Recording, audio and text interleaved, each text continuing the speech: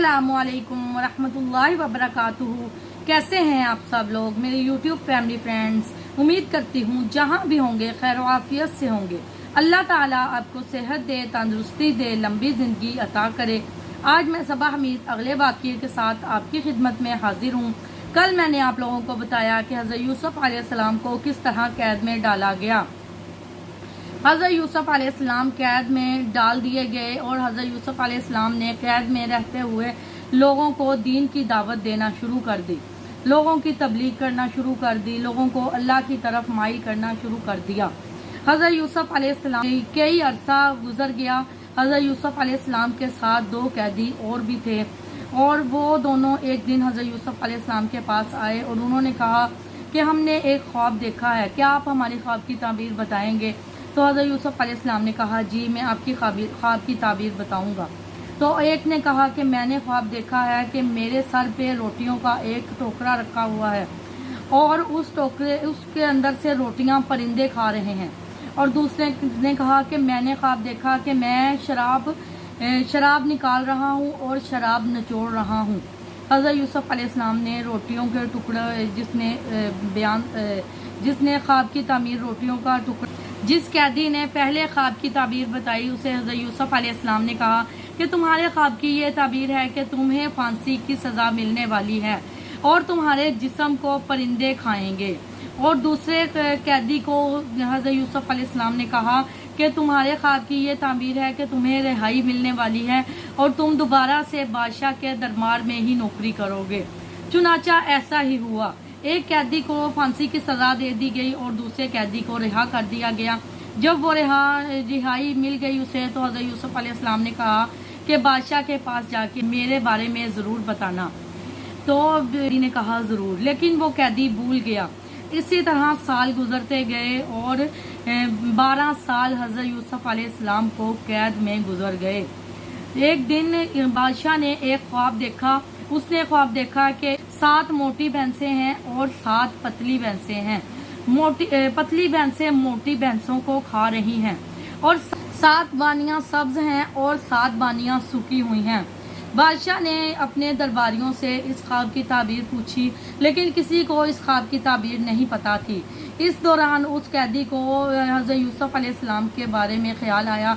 उसने बादशाह को कहा कि एक इंसान है जो आपके ख्वाब की ताबीर बता सकता है। उसने बादशाह को सारा किस्सा सुनाया तो बादशाह ने कहा कि जाकर उसने बादशाह से कहा कि अगर मैं जेल में जाकर आपकी ख्वाब की ताबीर ले आऊं तो बादशाह ने कहा कि जाओ, ठीक है। बादशाह ने उसे जेल में भेज दिया।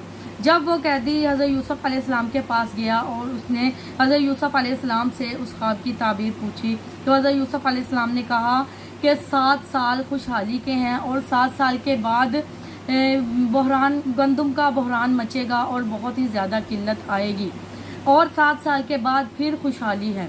तो वो आदमी आया और उसने आकर बादशाह को जब उसके ख्वाब के बारे में बताया तो बादशाह ने कहा जाओ और यूसुफ को मेरे पास ले आओ। जब दरबारी यूसुफ अलैहिस्सलाम को बादशाह के पास ले जाने आए तो यूसुफ अलैहिस्सलाम ने मना कर दिया। यूसुफ अलैहिस्सलाम ने कहा कि नहीं, मैं नहीं जाऊंगा।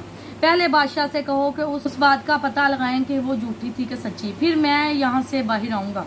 तो बादशाह ने ये हज़रत यूसुफ अलैहिस्सलाम की ये बात सुन के ज़ुलेखा के पास गए और उन्होंने कहा कि बताओ यूसुफ सच्चा था कि झूठा? तो ज़ुलेखा ने कहा कि जी यूसुफ सच्चा था और मैं झूठी थी। इस तरह हज़रत यूसुफ अलैहिस्सलाम बेगुनाह साबित हुए और हज़रत यूसुफ अलैहिस्सलाम को 12 साल बाद कैद से निकाला गया। हज़रत यूसुफ अलैहिस्सलाम बादशाह के पास आए और बादशाह से कहा कि 7 साल के बाद गंदम की किल्लत आएगी। उस दौरान आप अगर गंदम का ज़ख़ीरा बना लें तो गंदम को जमा कर लें तो हमें ये किल्लत नहीं आएगी। तो बादशाह हज़रत यूसुफ अलैहिस्सलाम ने बादशाह को कहा कि अगर आप मुनासिब समझें तो मुझे वज़ीर ख़जाना बना दें क्योंकि मुझे इस बात की समझ है। चुनाचा हज़रत यूसुफ अलैहिस्सलाम को वज़ीर ख़जाना बना दिया गया। पहले तो हज़रत यूसुफ अलैहिस्सलाम को वज़ीर ख़जाना बना दिया और जब बादशाह के मरने के बाद हज़रत यूसुफ अलैहिस्सलाम को मिस्र का बादशाह बना दिया गया। जिस दौरान गंदम की बहुत ज़्यादा किल्लत हुई उस दौरान आस पास के मुल्कों में भी गंदम का बहरान मच गया, गंदम की बहुत ज़्यादा किल्लत पैदा हो गई।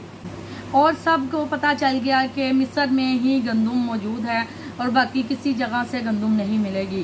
لوگ باہر سے آتے اور مصر سے گندم کی خرید و فروخت کر کے لے جاتے۔ اس دوران حضرت یوسف علیہ السلام کے بھائی بھی مصر آئے گندم کی خرید کے لیے۔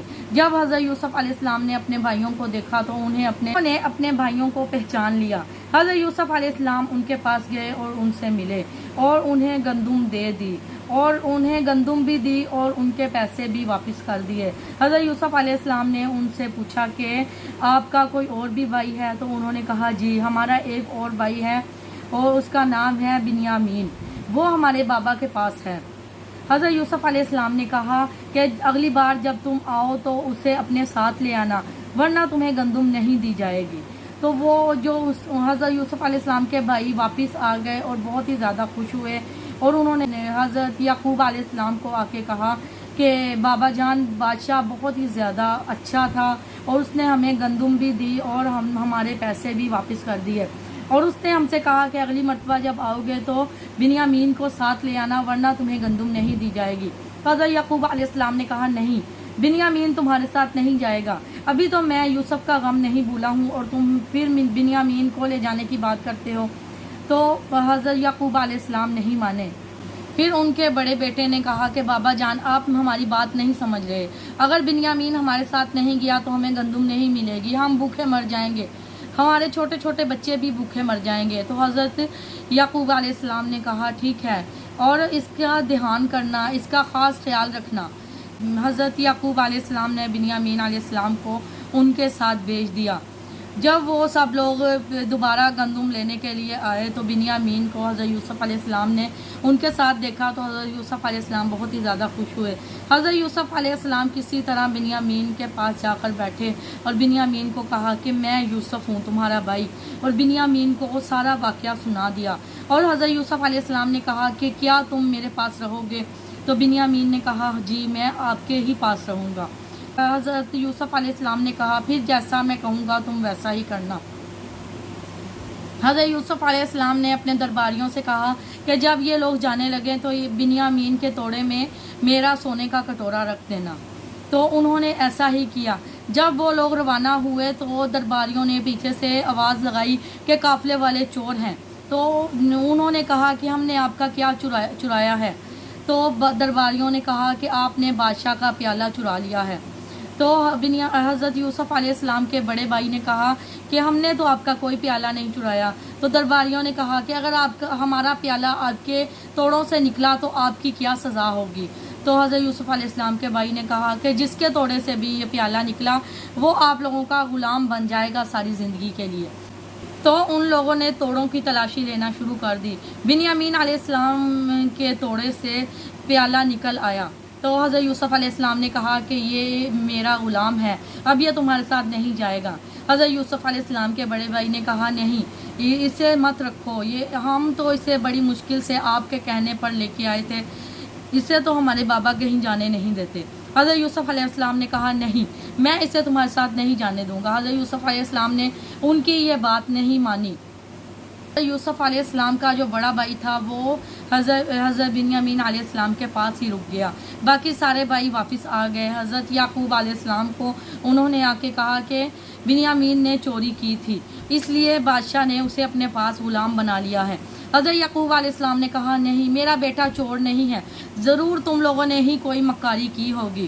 حضرت یعقوب علیہ السلام رونے لگے۔ حضرت یعقوب علیہ السلام حضرت یوسف علیہ السلام کی جدائی میں اتنا روتے تھے کہ رو رو کے انہوں نے اپنی آنکھوں کی بینائی کھو دی۔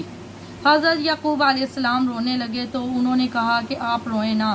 حضرت یعقوب علیہ السلام نے کہا جاؤ اور جا کر یوسف کو بھی ڈھونڈ لاؤ اور بنیامین کو بھی لے آؤ اللہ کے واسطے۔ تو وہ لوگ حضرت یوسف علیہ السلام کے پاس آئے اور انہوں نے کہا کہ ہم ساری اپنی جمع پونجی لے آئے ہیں، تم یہ رکھ لو اور بنیامین کو ہمارے ساتھ بھیج دو۔ تو حضرت یوسف علیہ السلام نے کہا کیا تم لوگوں کو یاد نہیں کہ تم لوگوں نے یوسف کے ساتھ کیا کیا تھا؟ تو وہ بہت ہی حیران ہوئے اور انہوں نے کہا کیا تم ہی یوسف ہو؟ تو حضرت یوسف علیہ السلام نے کہا جی میں ہی یوسف ہوں، تم لوگوں نے تو میرے ساتھ بہت ہی ظلم کیا، تم لوگوں نے مجھے کنویں میں پھینک دیا اور بیچ دیا، اللہ تعالیٰ نے مجھ پر بہت ہی زیادہ کرم کیا، مجھے بچا لیا اور مجھے آج مصر کا بادشاہ بنا دیا۔